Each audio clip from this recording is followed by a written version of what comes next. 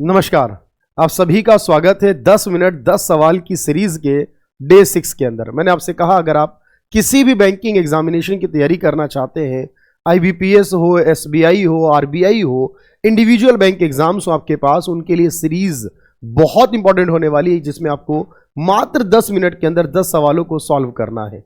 तो चलिए आज के डे 6 की तैयारी शुरू करते हैं जल्दी से। कौन से इंपॉर्टेंट क्वेश्चन है यहाँ पर आज? आरबीआई बैंकिंग विनियमन अधिनियम 1949 की धारा के तहत भुगतान बैंकों को लाइसेंस देने पर विचार करता है, विचार करने के बाद लाइसेंस प्रदान करता है। देखिएगा, जब भी हम बात करते हैं कि किसी भी बैंक को, चाहे वो बैंक सरकारी हो, प्राइवेट हो, विदेशी हो, ग्रामीण हो, आरआरबी हो, स्मॉल बैंक हो, पेमेंट बैंक, कोई सा भी हो, लाइसेंस देने की रिस्पॉन्सिबिलिटी आरबीआई की है और आरबीआई इसे लाइसेंस को बैंकिंग रेगुलेशन एक्ट 1949 के सेक्शन 22 के अंदर देता है, सेक्शन 22 के अंदर। इसलिए यह मत सोचिए कि सिर्फ पेमेंट बैंक को लाइसेंस देने की बात हो तो सेक्शन 22 में, बल्कि किसी भी बैंक को लाइसेंस देना हो सेक्शन 22 होता है बैंकिंग रेगुलेशन एक्ट 1949 का। वह बचत बैंक खाता जो 24 माह से अधिक समय तक संचालित नहीं होता वह क्या कहलाता है? यानी जब किसी भी अकाउंट को हम लगातार 24 महीने यानी कि 2 साल तक कोई लेन देन नहीं करते, कोई जमा, कोई विड्रॉल नहीं करते, देन उस अकाउंट को क्या कहा जाता है? तो जनरली तौर पर 2 साल के बाद उस अकाउंट को डोरमेंट कहा जाता है, क्योंकि उस अकाउंट में आप फिर कोई ट्रांजैक्शन नहीं कर सकते जब तक आप उसको रीस्टार्ट नहीं करते, रीएक्टिव नहीं करते, यानी कि 24 महीने बाद अकाउंट डोरमेंट हो जाता है। भारत में राष्ट्रीय कृषि और ग्रामीण विकास बैंक यानी कि नाबार्ड जो 12 जुलाई 1982 को बना था, इसे बनाने के लिए किस कमेटी के द्वारा रिकमेंड किया गया था, सिफारिश की गई थी? तो नाबार्ड बैंक को बनाने के लिए जो आरआरबी बैंकों का, कोऑपरेटिव बैंकों को रेगुलेट या मैनेज करने का काम करता है, जनरली तौर पर रेगुलेट तो आरबीआई करता है और मैनेज नाबार्ड करता है उन बैंकों को। इसको बनाने के लिए शिवरमन कमेटी ने रिकमेंड किया था, शिवरमन कमेटी के द्वारा इसे रिकमेंड किया गया था। अगला क्वेश्चन है, आरबीआई के द्वारा जो लोकपाल योजना लाई गई है उसके लिए प्रावधान किस कानून में किया गया है? हमारे देश में बैंकिंग ओम्बड्समैन, एनबीएफसी के लिए ओम्बड्समैन, डिजिटल पेमेंट्स के लिए ओम्बड्समैन होते थे, जिनको मिलाकर अब इंटीग्रेटेड ओम्बड्समैन स्कीम कहा जाता है, याद रखना। और आरबीआई के अंदर ये जो इंटीग्रेटेड ओम्बड्समैन स्कीम लाई गई, जिसके तहत बैंकिंग से जुड़ी समस्याओं का समाधान आप इससे करा सकते हो, बैंकिंग रेगुलेशन एक्ट 1949 के सेक्शन 35A के तहत, यानी कि डी ऑप्शन करेक्ट होगा सर यहां पर। Section 35A of banking regulation act 1949 में इसको बनाया गया है। लोकपाल के पास भेजे गए मामले जो होंगे, यानी जो भी इश्यूज आपके हैं, और उसको अगर लोकपाल के पास भेजा जाता है तो वो इसके लिए मुआवजा या कंपनसेशन की जो लिमिट है वो कितनी होगी? 20 लाख रुपए। यानी अगर आप कोई भी ऐसा केस करते हो जो 20 लाख रुपए तक कंपनसेशन का हो, तो ये ओम्बड्समैन के द्वारा, लोकपाल के द्वारा सुनवाई की जा सकती है। अगर केस इससे बड़ी धनराशि का है तो वो ये नहीं कर सकता, क्योंकि इसका अधिकार में भी मात्र 20 लाख तक होगा। वह न्यूनतम अवधि क्या है जिसके लिए एफडी जारी की जा सकती है? यानी जो एफडी कराई जाती है बैंक में, जिसे हम फिक्स्ड डिपॉजिट करना कहते हैं सर, तो बैंक में जनरली तौर पर जब एफडी करते हैं, आपको याद होगा सर, इसमें हम 1 टाइम में डिपॉजिट कर देते हैं, और जब हम एक बार में पैसे को जमा कर देते हैं, मिनिमम 7 दिन से लेकर 10 साल तक के लिए जमा कर सकते हैं, और कितना भी पैसा, कितनी भी धनराशि जमा कर सकते हैं, जिसे एक आरडी होता है। आरडी 6 महीने से लेकर 10 साल होता है।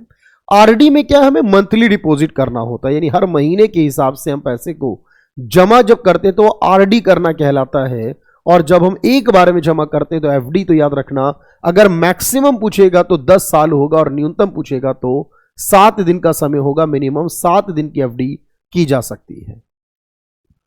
सावधि जमा क्या है? फिक्स्ड डिपॉजिट रिसीट क्या होती है? देखो, सावधि जमा रसीद का मतलब है जब हम एफडी कराते हैं बेसिक तौर पर किसी भी बैंक में, तो एफडी कराने पर जो पेपर हमें मिलता है, आजकल ऑनलाइन जनरेट भी होता है या ऑफलाइन, यानी एक पेपर फॉर्म में भी मिलता है सर, उसे एफडीआर कहा जाता है। ये जो पेपर मिलता है, याद रखिएगा, ये किसी और को आप ट्रांसफर नहीं कर सकते। भाई ऐसा नहीं हो सकता मैंने अपने नाम पर एफडी कराई और मैंने उसके पीछे लिख दिया कि मैं ये एफडी किसी और व्यक्ति को ट्रांसफर करता हूं तो ये पैसे उसको मिलने चाहिए। नहीं, ये जिसकी एफडी है उस ही की रहेगी, ऐसा नहीं हो सकता कि वो अपनी एफडी को किसी और को ट्रांसफर कर दे, उसको अपनी एफडी कैंसिल करानी होगी बैंक जाकर, और उसको कैंसिल कराने के बाद जो पैसा मिलेगा उस नए व्यक्ति के नाम पर वो एफडी करा सकता है आगे कंटिन्यू करने के लिए, लेकिन एक ही एफडी को बिना कैंसिल किए, बिना डिस्कनेक्ट किए वो आगे कंटिन्यू किसी और के नाम पर नहीं कर सकता। ये नॉन नेगोशिएबल है, इसको नेगोशिएट नहीं किया जा सकता है जो एफडीआर होती है हमारी।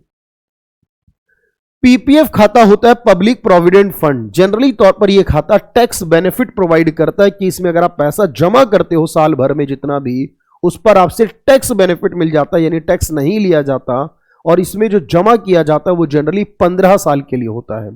तो 15 साल तक इस खाते में जमा करते हैं हम लोग। हर साल जो अमाउंट होगा मिनिमम 500 रुपए से लेकर मैक्सिमम 1.5 लाख रुपए तक, 500 रुपीज से लेकर 1.5 लाख रुपए के अमाउंट तक आप इसमें जमा कर सकते हैं, यानी 500 टू 1.5 लाख तक होगा, एक साल में जमा करने की लिमिट होगी। बैंकिंग नियमन अधिनियम 1949 की धारा 45ZE किस चीज से रिलेट करती है?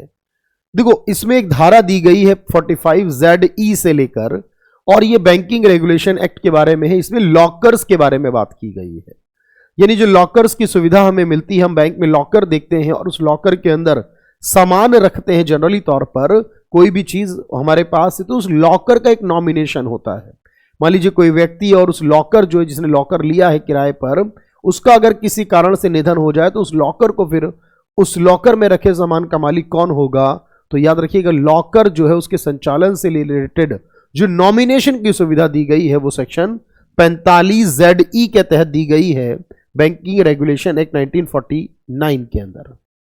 और आखिरी 10वां सवाल है कि जब हम बैंक में लॉकर में कोई सामान रखते हैं तो बैंक का और लॉकर में जो सामान रखने वाला व्यक्ति एक किराएदार है जो लॉकर का, उसके बीच में किस प्रकार का संबंध जनरेट होता है? देखो, एक याद रखिएगा, जो बैंक है वो लेसर कहलाता है। लेसर यानी कि जिसका वो लॉकर है, जो वो किराए पर दे रहा है, वो बैंक है, वो लेसर कहलाएगा।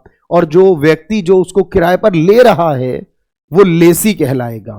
देखो, इसको लेकर बहुत सारी बातें हैं लॉकर से जुड़ी हुई। इस पे कोशिश करूंगा कि लॉकर पर एक ऐसी वीडियो बनाऊं जिसमें कि सभी बेहतरीन सवालों को कनेक्ट करूं। तो लेसर और लेसी, ये दो जो शब्द हैं याद रखिएगा, इसमें लेसर बैंक होगा और लेसी वो होगा जो इसको किराए पर लेगा, यानी वो व्यक्ति, वो पर्सन होगा। ये बैंक और कस्टमर के बीच में संबंध होने वाला है लॉकर की फैसिलिटी में, लोकर के केस में, याद रखिएगा। इसी को इंपॉर्टेंटली याद रखना होगा एग्जाम के लिए। तो चलिए, ये 10 सवाल है और ये आज डे 6 की हमने बात कर ली है सर। इसी तरह से मैं कंटिन्यू करता रहूंगा आप लोगों के साथ, और आप लोग भी इसी को कंटिन्यू करते रहिएगा, बेनिफिट मिलेगा, बेहतरीन सवालों का कलेक्शन यहां पर मिल जाएगा आपको। Thank you everyone, thank you so much.